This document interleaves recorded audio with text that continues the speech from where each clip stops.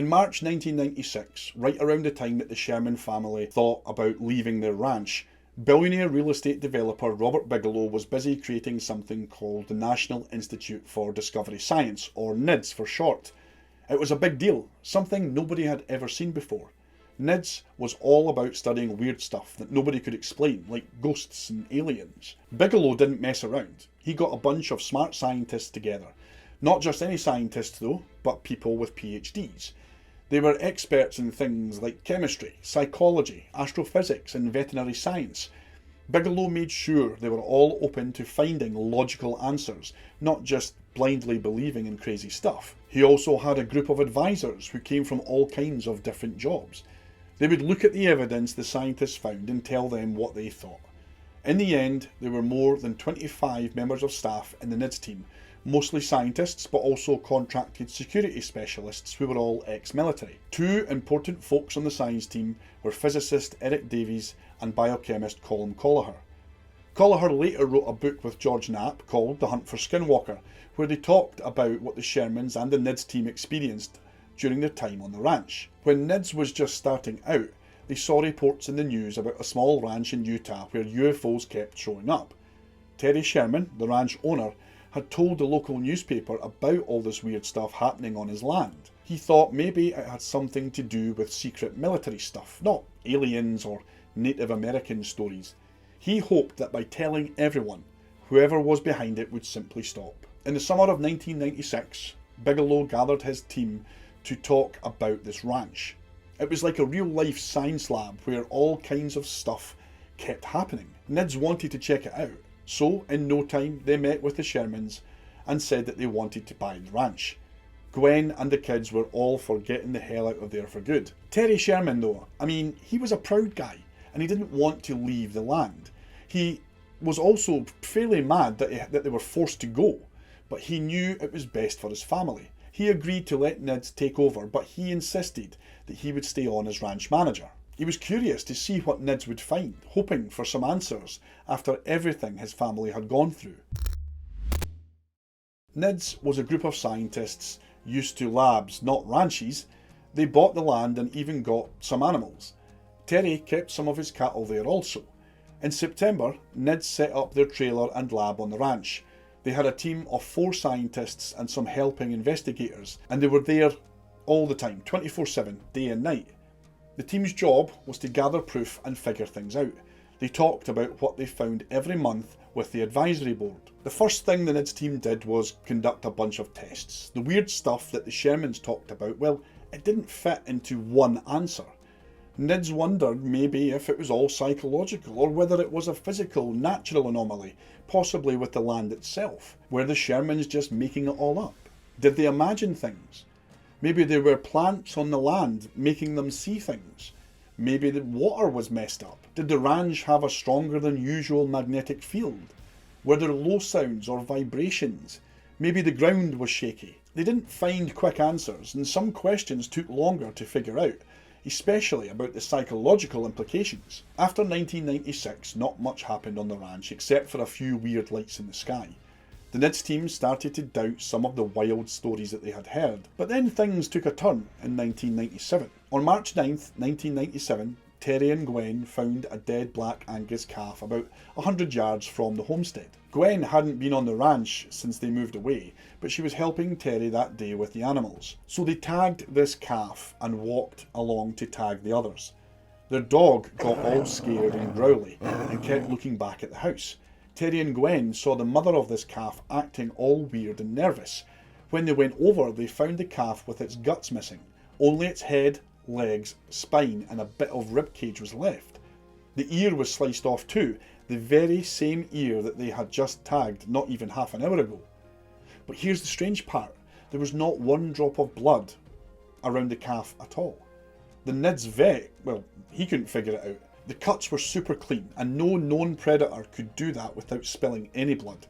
It was a total mystery. Terry and Gwen noticed something weird before it all went down. They both smelled a strong musky odour in the area.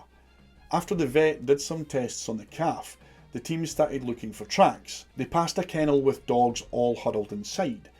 NIDS had set up observation towers on the property with dogs inside as an early warning system, like biosensors. The dogs had stayed inside all day. They refused to come out. Later, at around 11 PM that night, on March 12th, the dogs started going crazy, barking and howling at something far off. The team jumped into a truck with a spotlight and drove towards the noise. When they shone the light on some trees, they saw two big yellow eyes about 20 feet up. Terry grabbed his rifle, got out of the truck and aimed it at the creature in the tree. It just stared right back at them. Well, Terry fired, and the eyes disappeared as whatever it was fell out of the tree with a thud. Terry got back in the truck and drove closer to the trees, stopping about 40 feet away. They couldn't see the huge animal under the tree or anywhere else, and everything was quiet. Terry and the NIDS investigators spread out and entered the tree line about 5 yards apart. Then Terry could be heard shouting, "I see him." Two loud shots rang out as the NIDS team rushed towards him. They heard something crashing through the branches ahead, moving away from them. When they reached Terry, he described the thing as looking like a huge dog, but it was walking upright on two legs. After an hour of searching in the dark, the team found two large footprints, 20 feet apart, each footprint measuring 14 inches in length with big claw marks. The next month passed without more incidents, but the dogs and livestock remained on edge, as if they sensed a predator. On April 1st, another calf vanished without a trace. No blood or tracks left behind. Then, on April 2nd, one of the weirdest events happened. Terry had brought 4 prized Angus bulls temporarily back on the property. Gwen was helping him with chores, and they spotted the bulls in a nearby corral as they drove by. Each bull was worth thousands of dollars, and Gwen, worried about their safety given the recent cattle mutilations and disappearances, well, she had voiced her opinion to Terry, saying that she would be gutted if something happened to those bulls. On the west end of the ranch, they fixed a broken fence and tagged a couple of newborn calves in less than an hour. As they headed back, rounding a bend towards the main homestead, their hearts sank. The 4 black Angus bulls were gone from the corral. Well, Terry panicked and he rushed to the enclosure and found the gates were still locked and secure, but the bulls were gone. Beside the corral was an old trailer which had lay there unused for years. Terry climbed onto a feeding trough and peered through a skylight on the trailer, and he couldn't believe his eyes. All 4 bulls were crammed inside, and it looked like they had been hypnotised. He shouted for his wife, and as he did, the bulls suddenly woke up, realising where they were. They went wild, kicking and thrashing. Eventually they broke out and ran off. It took Terry and his wife 2 hours to calm them down and get them back to the corral. When the NIDS team inspected the trailer, they were in utter disbelief. It would have taken hours to get 1 angry bull in there, let alone 4. The trailer's only entrance from the corral was wired shut and covered in old cobwebs, showing that it hadn't been opened in a very long time. There was no other way the bulls could have gotten in there. The bars of the corral were strangely magnetised, a weird anomaly that faded over time. This made the NIDS team scan for magnetic fields all over the property.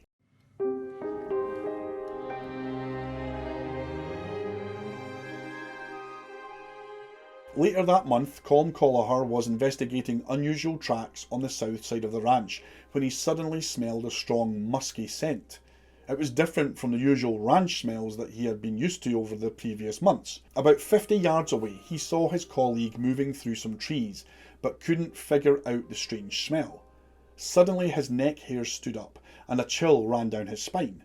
Something was nearby, and he felt it watching him. Thinking it was just his imagination, he gritted his teeth and just kept going. The eerie feeling slowly faded, and the weird smell would go away. An hour later, when he talked to his colleague about this, he found out that his friend had felt the same way, like they were being watched and noticed this strange smell. His friend's compass acted up also, pointing towards where the actual smell was strongest, returning to normal only after the scent was actually gone. These magnetic interferences were the first weird patterns that they had seen that year. More strange stuff happened that removed any doubt that the NIDS team had. In early June, Colm Keller and Eric Davies were doing a stakeout near the old Middle Homestead, a notorious hotspot. They were watching an open field towards some trees. Eric had night vision goggles and saw something big, black and moving. The dogs with them started yelping and hiding. Eric said, "We are watching you." Eric, afterwards, well, he seemed jumpy and said that it was like the thing in the trees had taken control of his mind. He said that when he uttered the words, "We are watching you," it felt like he was compelled to say it or instructed to do so, like he heard it in his own head. Over the summer, the NIDS team played a cat and mouse game with strange light orbs all over the ranch. These lights led them on some wild goose chases. In August, 2 team members had a scary experience. It was 3:30 AM in the morning and they were on a ridge near the middle homestead. One had infrared binoculars and the other had scientific instruments. They had been there for 3 hours when they noticed a light in the pasture below. Through the binoculars, it looked like a tunnel, not just a light. Mike saw something crawling out of this tunnel, a huge black featureless figure on its elbows and knees, moving incredibly fast. Both investigators heard the crunch of loose rocks under its feet as it ran past them, about 30 feet away, before vanishing into the darkness. Afterwards, an eerie silence fell in the air, accompanied by a strong, musky smell. The things the NIDS team saw were just as terrifying, bizarre and unexplainable as what the Sherman family had experienced. They witnessed the same lights zipping around the fields and the trees, metallic UFOs hovering, strange creatures and portal-like oddities. They also saw cattle mutilations, poltergeist-like events, strange odours, magnetic fields, and they heard strange underground noises, amongst other things. By mid-1998, the weird activity started to die down, and remained that way for many years, until the team finally left the property in 2004. They didn't figure out what was happening, but they did manage to stop the strange occurrences, even if it wasn't what they had hoped for. Some skeptics believe the NIDS team failed to gather any evidence, but that's not entirely true. They recorded some anomalies on film, as did Terry Sherman when he owned the ranch. Some of this footage can be seen in Jeremy Corbell's documentary Hunt for the Skinwalker, which was based on Colin Kelleher's and George Knapp's work.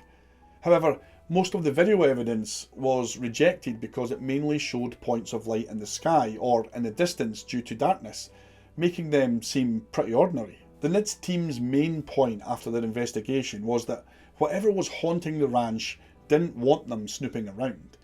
It didn't like being investigated and always seemed to be one step ahead of them. Equipment would fail at the worst times, and strange events often happened just out of sight or far too quickly to be recorded. The phenomena were usually unique and rarely repeated in the same place, which was frustrating for investigators. Over 20 years later, the Shermans moved on, accepting they might never know the truth. Robert Bigelow held the ranch for years, and after selling it in 2016, the activity spiked again. UFOs were even photographed over the homestead. That's where we come to the latest owner of Skinwalker Ranch. We're driving on that dirt road at the base of the mesa. You know, that main road that you see on the docuseries that runs east-west on the property. And as we're about halfway back to Homestead 1, or the ranch house, or the command center as we now call it, the other security professional in the back starts shouting, "Stop the vehicle. Stop the vehicle." And I'm driving. I'm just trucking along, driving this little Polaris UTV. And I look back and he's waving his hands, pointing up ahead. So I bring the vehicle to a stop. And he's just shouting. He says, "Look at that, look at that." And sure enough, I look right where he's pointing, right ahead of us, right above the mesa, at 4 o'clock in the afternoon on October 14th, and there is a 40, 50 foot long silver grayish disc-like object